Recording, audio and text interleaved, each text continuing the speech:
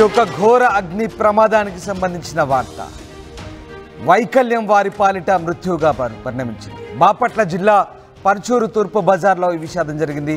విద్యుత్ షార్ట్ సర్క్యూట్తో రేకుల ఇల్లు దగ్ధమైంది. అయితే మంటల్లో చిక్కుకొని ఇద్దరు యువతులు సజీవ దహనమయ్యారు.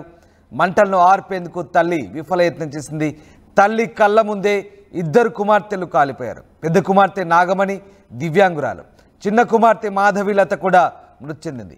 నైట్ వాచ్మెన్గా పనిచేస్తున్నాడు తండ్రి వెంకటేశ్వర్లు. ఇక ఈ ఘోర ఘటనకు సంబంధించిన దృశ్యాలు మనం చూస్తున్నాం. కలిచివేచే దృశ్యాలు అవి. మంటలను ఆర్పేందుకు తల్లి విఫలయత్నం చేసినప్పటికీ తల్లి కళ్ళ ముందే ఇద్దరు కుమార్తెలు కాలిపోయారు. పెద్ద కుమార్తె నాగమణి దివ్యాంగురాలు. తొలుత ఆమె ప్రమాదంలో చిక్కుకుంది. ఆమెను కాపాడేందుకు చిన్న కుమార్తె మాధవిలత కూడా ప్రయత్నించింది. ఆమె కూడా అదే మంటల్లో చిక్కుకొని అగ్నికి ఆహుతైన పరిస్థితి. ఇద్దరు కుమార్తెలు కళ్ళ ముందు అగ్నికి ఆహుతవుతుంటే నిస్సహాయ స్థితిలో ఆ తల్లి దీన గాథ, ఆ రోదన వర్ణనాతీతం. ఈ ఘటన చాలా బాపట్ల జిల్లా పర్చూరులో చోటు చేసుకుంది. తూర్పు బజార్లో జరిగింది విషాద ఘటన. విద్యుత్ షార్ట్ సర్క్యూట్తో రేకుల ఇల్లు దగ్ధం కావడంతో ఈ ఘోర ప్రమాదం జరిగింది. దిగ్భ్రాంతికర దృశ్యాలవి. ఇద్దరు యువతులు కూడా మంటల్లో చిక్కుకొని సజీవ దహనమయ్యారు. మంటలను ఆర్పేందుకు తల్లి చేసిన ప్రయత్నం విఫలమైంది. తల్లి కళ్ళ ముందే ఇద్దరు కుమార్తెలు కాలి బూడిదైపోయారు. అత్యంత విషాదకర ఘటన ఇది. పెద్ద కుమార్తె నాగమణి, చిన్న కుమార్తె మాధవిలత ఇద్దరు కూడా మంటల్లో అగ్నికి ఆహుతైన పరిస్థితి. వారి తండ్రి వెంకటేశ్వర్లు నైట్ వాచ్మెన్గా పనిచేస్తున్నారు. డిస్టర్బింగ్ విజువల్ చూస్తున్నారు. కలిసివేసే దృశ్యాలవి. తల్లి ముందే ఇద్దరు కూతురు కూడా కాలిపోయారు. షార్ట్ సర్క్యూట్తో పూర్తిగా ఆ రేకుల ఇల్లు పూర్తిగా దగ్ధమైన పరిస్థితి. ఇద్దరు కూడా దివ్యాంగురాల్ని కాపాడేందుకు చిన్న కుమార్తె ప్రయత్నించింది. అయితే ఆమె కూడా ఆ షార్ట్ సర్క్యూట్ మంటల్లో పూర్తిగా అగ్నికి ఆహుతైంది. ఈ ఇద్దరు కూతురు కూడా కళ్ళ ముందే కాలిపోతుంటే ఆ తల్లి బాధ వర్ణనాతీతం. పర్చూరు తూర్పు బజార్లో జరిగింది ఈ ఘటన. విద్యుత్ షార్ట్ సర్క్యూట్తో ఆ రేకుల ఇల్లు కూడా పూర్తిగా దగ్ధమైన పరిస్థితి. రైట్, మా కరెస్పాండెంట్ శ్రీనివాస్ జైన్ అవుతున్నారు. శ్రీనివాస్, బాపట్ల జిల్లా పర్చూరులో జరిగిన ఈ ఘోర దుర్ఘటనకు సంబంధించిన అప్డేట్స్ ఏంటి?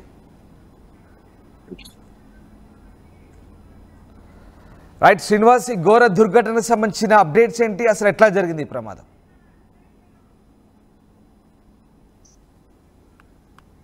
హలో శ్రీనివాస్, ఈ ఘోర దుర్ఘటనకు సంబంధించిన అప్డేట్స్ ఏంటి? అసలు ఎట్లా జరిగింది ఈ ప్రమాదం?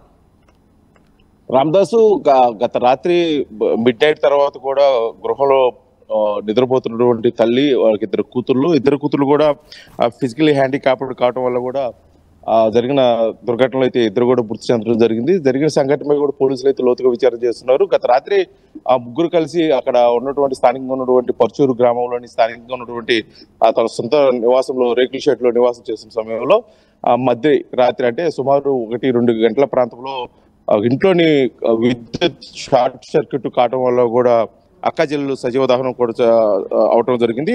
దాసరి నాగమణి, అదేవిధంగా మాధవీలత ఇద్దరు కూడా హ్యాండిక్యాప్డ్ కావడంతో వాళ్ళు కదలేని స్థితిలో అక్కడే ఉండిపోవడంతో కూడా ఈ ప్రమాదం చోటు చేసుకున్నట్టుగా ప్రత్యక్ష సాక్షి తల్లి అయితే చెప్తుంది. ఆ తల్లి కూతుర్లిద్దరిని కూడా కాపాడేందుకు కోసం విశ్వ ప్రయత్నం చేసినప్పటికీ ఆమెకి వీలు కాకపోవడంతో కూడా కళ్ళ ఎదుటే కూతుర్లిద్దరు కూడా సజీవ దహనం కావడం తానైతే జీర్ణించుకోలేక విషాదం అయితే తమ బాధను అయితే వ్యక్తం చేస్తున్న పరిస్థితి. ఎందుకంటే ఆమె కూడా విశ్వ ప్రయత్నం చేసింది. ఆ ప్రయత్నంలో ఆమెకు కూడా తీవ్ర గాయాలవడంతో ఆమెని గుంటూరు ప్రభుత్వ వైద్యశాలకు అయితే తరలించి చికిత్స అందిస్తున్నారు.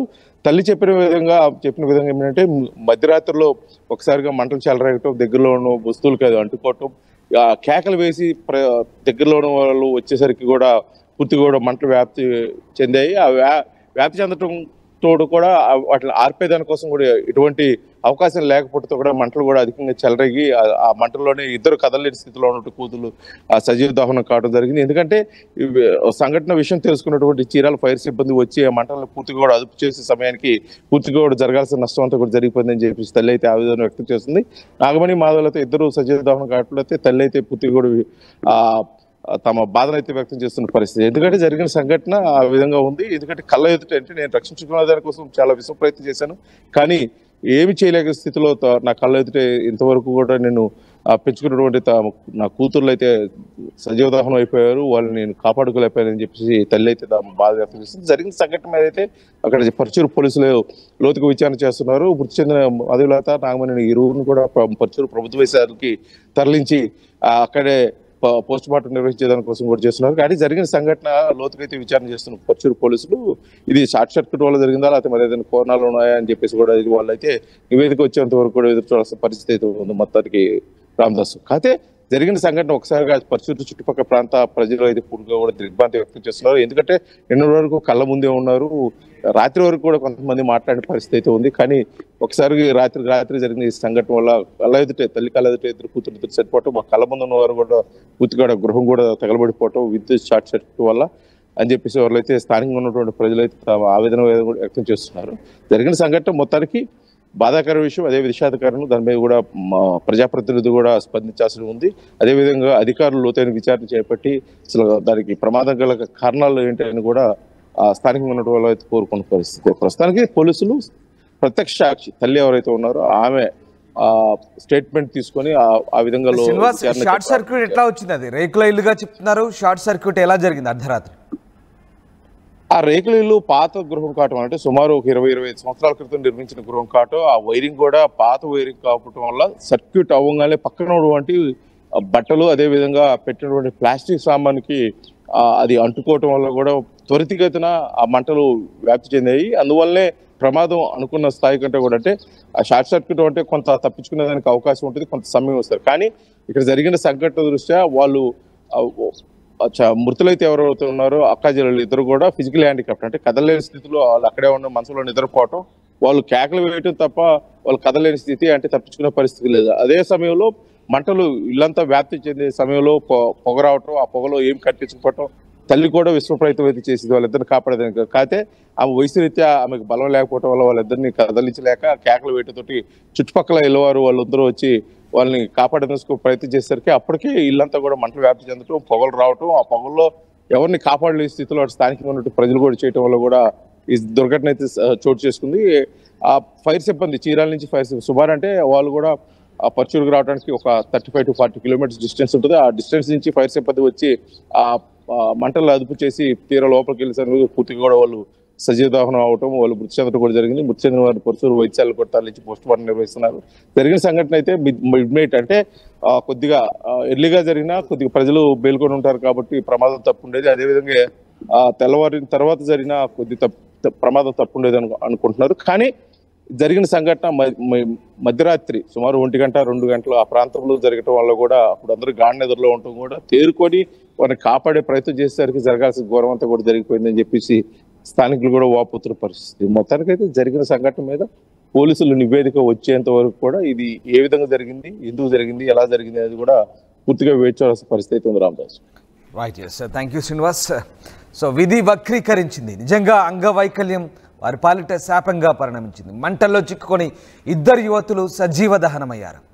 ఒక యువతి అయితే ఏకంగా ఆ డెడ్ బాడీ మంచానికి అతుక్కొనే ఉంది, లేవలేని పరిస్థితి. పూర్తిగా దివ్యాంగురాలు మంటల్లో చిక్కుకుంది షార్ట్ సర్క్యూట్లో. ఆమెను కాపాడేందుకు ఆమె చెల్లెలు ప్రయత్నించింది, ఆమె కూడా అదే ప్రమాదంలో అగ్నికాహుతుంది. ఈ ఇద్దరు కూడా తల్లి కళ్ళెదుటే అగ్నికాహుతవుతుంటే, మంటల్లో చిక్కుకొని పూర్తిగా సజీవ దహనం అవుతుంటే చూస్తూ తల్లి ఏమీ చేయలేని పరిస్థితి. నిజంగా ఇంతటి ఘోర దుర్ఘటన తూర్పు బజారు పర్చూరులో జరిగింది. షార్ట్ సర్క్యూట్ వల్ల ఈ ఘటన జరిగిందని చెప్తున్నారు. అర్ధరాత్రి జరిగింది. అయితే మంటలను ఆర్పేందుకు